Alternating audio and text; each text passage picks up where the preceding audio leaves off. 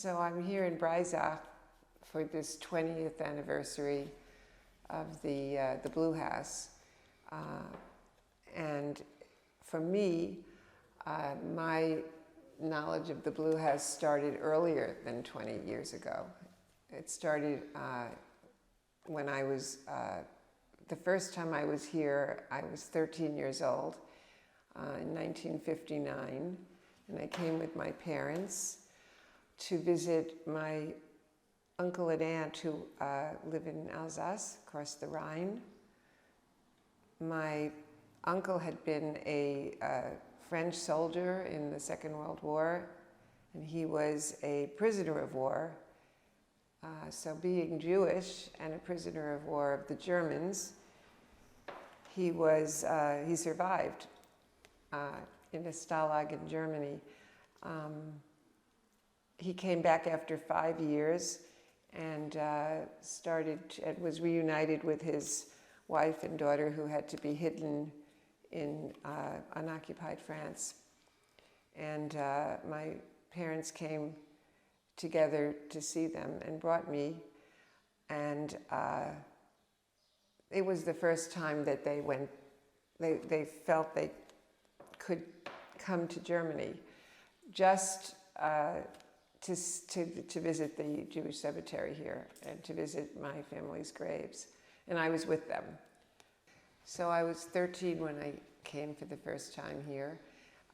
And I remember the fear on my uncle, who was driving, who had been the prisoner of war, and my mother and my father when we crossed the border and we saw the police and had to show our passports.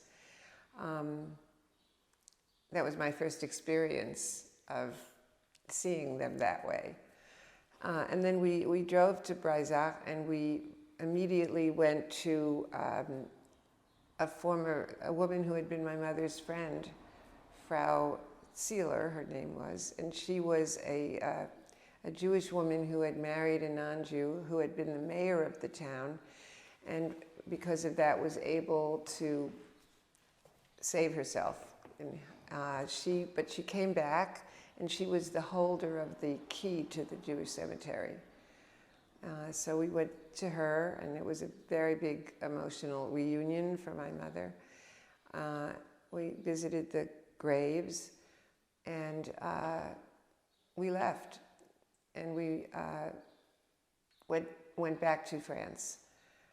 And after that, I think I came back a number of times with my mother just to visit the graves and to visit friends of hers who had managed to escape on a Kindertransport to Basel. So my experience growing up in New York, in Manhattan, was that my mother, who left when she was 16 years old in 1936, her sister in 1937, and their mother, my grandmother, in 1938.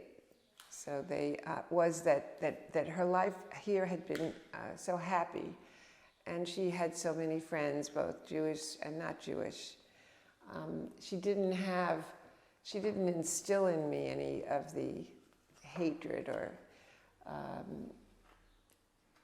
it was sadness, but she loved talking about her childhood here. So I think that my grandmother, I don't know how she knew that it was time to send her daughters to America, but she had my grandfather had died when my mother was 5 years old. She didn't have much money, but she had a sister-in-law who lived in Yonkers, New York, and who was willing to sponsor the three of them. So after that, it was not until 1998 when a letter arrived for my mother and my aunt from the mayor, then Mayor Van Arp, inviting all of the survivors of the town to come back for the 60th year since Kristallnacht. and for the dedication of the Synagogenplatz. And my mother would have come if she'd been well. My aunt would never have come. And so I decided that I would come with my partner and represent them. So when I came in 1998 at the invitation of the mayor, the other people that came with me were my mother's generation, and they were originally from here. They came from Switzerland, they came from New York. Ralph Eisenman, this was his father's house. He was the cantor here, came with his wife. But I was the only not original survivor here with my partner. And it was a very short but very emotional 5 days. And at the very end of the 5 days, this woman came and visited us as we were all having coffee with this idea that she had to purchase this house that had been the Blue House and to make it into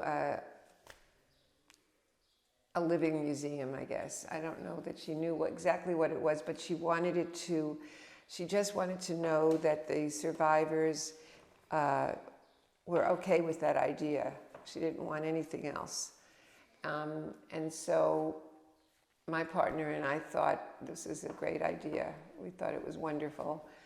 But the others that were of the other generation were skeptical, weren't sure about the motivation, weren't sure why somebody would want to do this. But they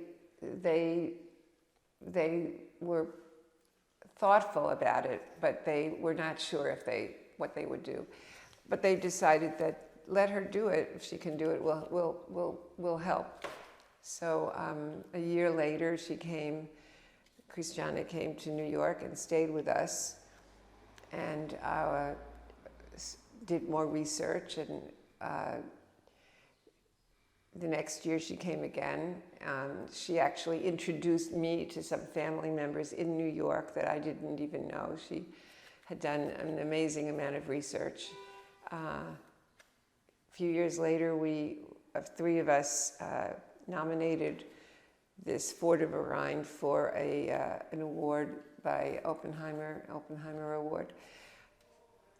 The rest is kind of history. I mean, there's so much to talk about. There's just been 20 years of very intense, amazing work.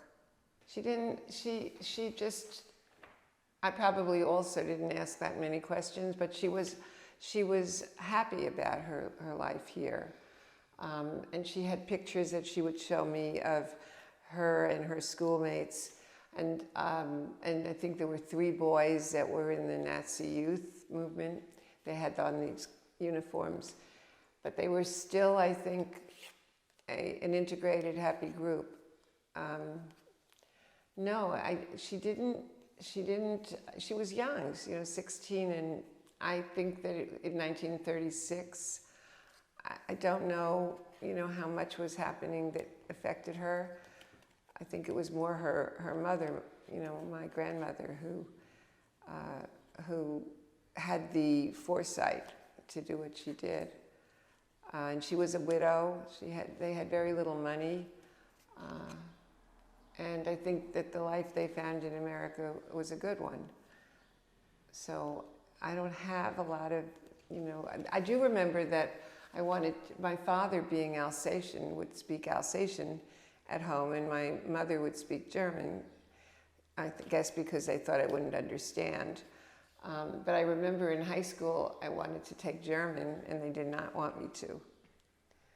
That was one thing I remember. And I think it was very American. Many Jewish families, even if they did not in any way experience the war from the U.S., didn't want any German products, didn't want to fly Lufthansa. But eventually that seemed to have changed. also. And then I kept coming back to France and to Alsace, and it was always so close to here that I'd become very close to so many people here.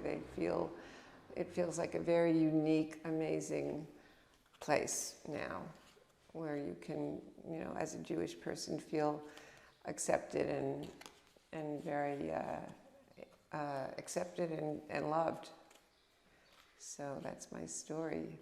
And your father-back ancestors? My father. Your ancestors, do they all come from this area? Or? Yes. Yeah, I've learned so much about my family from the Vorderverein, and I've learned that there are 3 founding families of the Jewish community from the 1600s, or the Wormsers, that's my name, the Geismars, and the Gunsbergers. So they have been here since the 1600s. Yeah.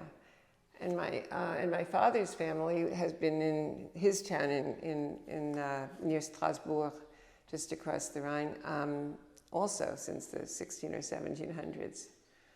So when I think about being a New York-born person, and I look at the difference in lifestyles and think if they had met here, it would have been a very different life.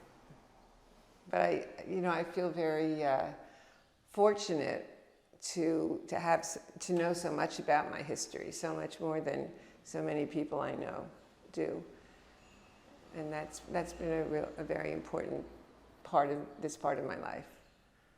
Yeah. And how was your life in New York as a child and young person? My life in New York was good. I grew up. I was an only child, but we had a lot of contact with people who were from Germany who had to leave. But I was very American from the beginning, so I had, I think it was an enriched life because I had so much here to, and was able to study in France and live with my family there and come and visit, and it was probably more unique than most kids had in the area where I grew up. Most of their parents were from America. What part of town? I lived in Queens. I went away to school. I went to Michigan. I went to Binghamton, and then I came back and lived on the Upper West Side of New York. Where in Michigan? Ann Arbor, Michigan, University of Michigan. I went to high school for 1 year in Union Lake, Ward Lake, it's a suburb of Detroit. And I think Ann Arbor is the best town in Michigan. It's a nice town. Mm-hmm. Yeah. So,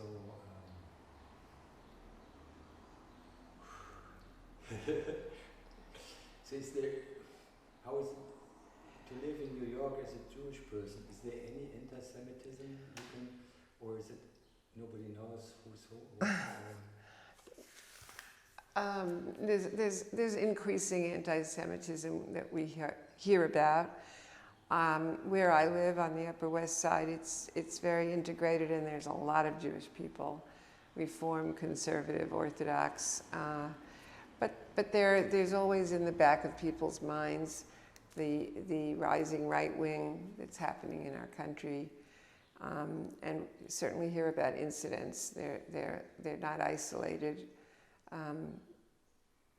There's security when you go to the synagogue. There's the world is, I think, turning very, unfortunately, to the right. But no, I feel safe there. I think what's unique for me is that I was here before the Blue House. I was here when the idea was first presented. So I have a pretty unique history of this place, and and it's so interesting to see the new people that keep coming, you know, and it's good, and younger people too, who hopefully, you know, will continue to do this work. And in New York also, there's Jonathan Hollander, whose dance company is here. We've become friends in New York City. And there's, I mean, I feel sometimes like I should perhaps write a book about the various chapters of what's happened here, because it's amazing. You know, most people in America, my friends, many of them have come here with me, or would like to come, because it's just not something that many Jewish people have as they don't have what they've created here in their lives. They've come, you know, they're second and third generation in America, so they know very little about their family roots. What is your profession? Social work. Okay. I'm a social worker, yeah. So this is perfect. You know, this is an important piece of work here. Yeah, thank you. You're welcome. Yeah, great. Thank you so much. You're welcome. You're welcome. That was painless. Yeah, of course.